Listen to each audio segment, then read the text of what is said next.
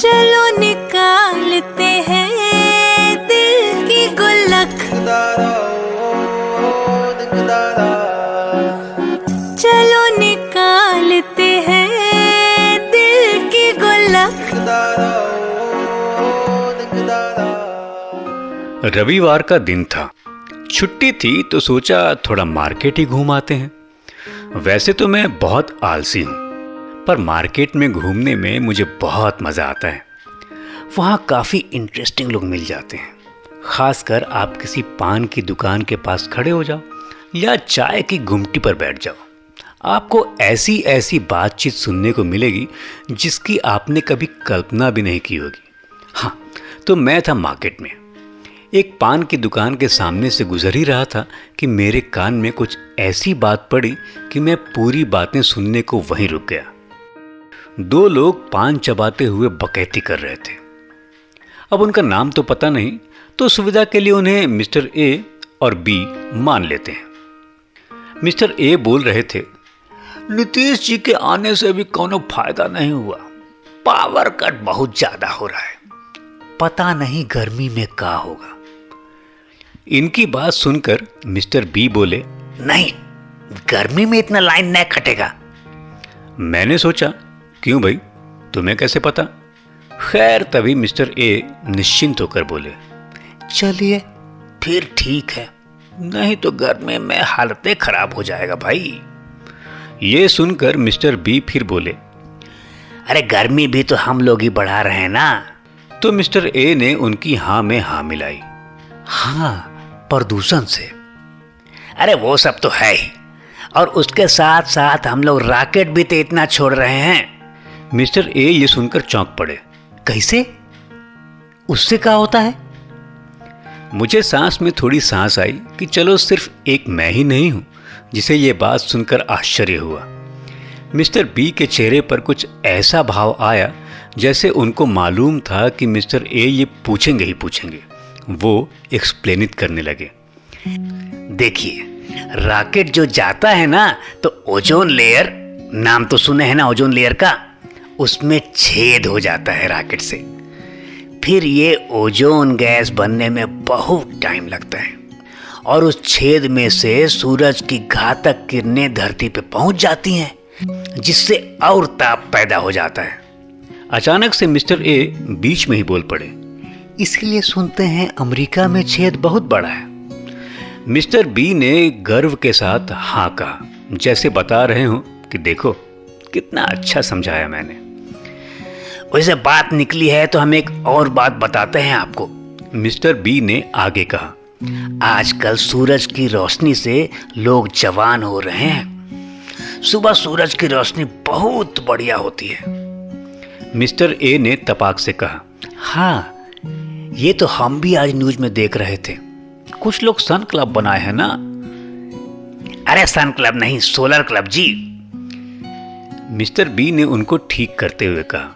Mister A ने एक झेंपने वाली हंसी के साथ बत्ती सी दिखा दी। सच कहूं तो संडे की सुबह से बोर होते हुए ये न्यूज मैंने भी देखी थी। ये सच है कि कुछ लोगों ने सोलर क्लब बनाया था, जहां वो क्लेम कर रहे थे कि सुबह सुबह सूरज से नैन मटक्का करने से पॉजिटिव एनर्जी आती है। लेकिन न्यूज वालों ने इसमें एक तड़का लगा दिया था।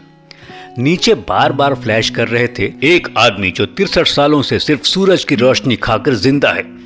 पूरी न्यूज देख गया, इस एक आदमी के बारे में कुछ नहीं बताया। खैर चलते हैं पान की टपरी पर हो रही बकैती सुनने। मिस्टर बी बोले जा रहे थे, और वो आदमी 63 साल से खाए बिना जिंदा है। अब मिस्टर ए को इस बात पर भरोसा नहीं था। न्यूज उन्होंने भी देखा था, फिर भी नहीं था भरोसा। मिस्टर ए बोले, अरे ये सब टीवी पर बोलता है, ऐसे कैसे हो सकता है? नहीं तो कहिए तो कल से सोलर पैनल की जगह हम ही लेट जाते हैं छत पे।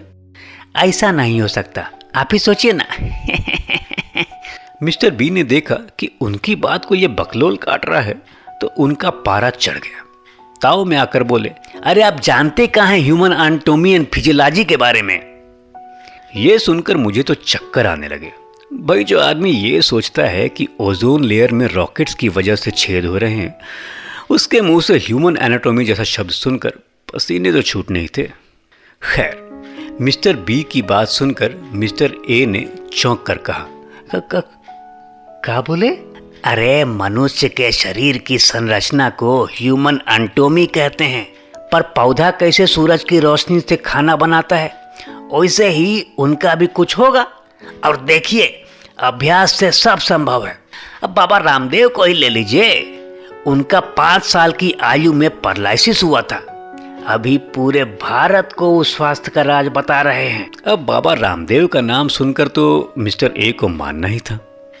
ऐसे ही एक बात से दूसरी बात जुड़ती गई और पता नहीं कैसे मिस इंडिया कॉन्टेस्ट तक पहुंच गई।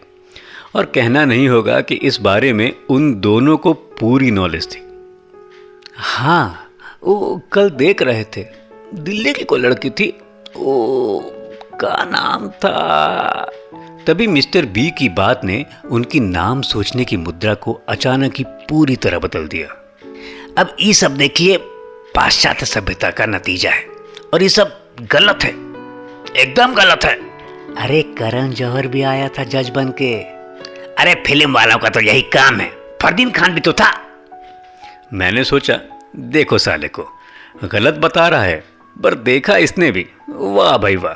खैर, इसके बाद भैया बकैती चलती रही, कभी पॉलिटिक्स तो कभी मोबाइल तो कभी पान की क्वालिटी पर। और जैसा कि बातों से जाहिर है, मिस्टर बी बहुत ही समझदार थे। मैंने थोड़ी देर और सुना और फिर चल दिया।